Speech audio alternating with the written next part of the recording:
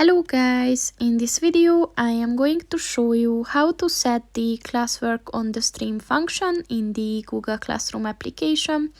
But first I just want to mention, don't forget to subscribe to my channel, because at 10,000 subscribers I am going to show you my whole YouTube revenue statistics and growth strategy, as well as how to make money online. Let's jump into it. First of all, open the application on your phone.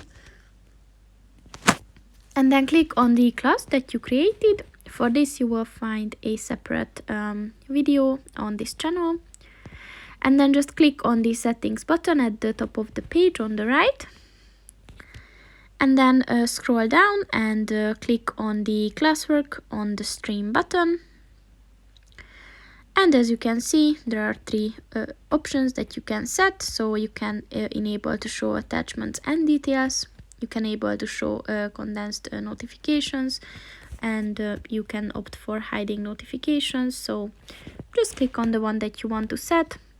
And that's pretty much it for this video, guys. See you in the next one. Goodbye.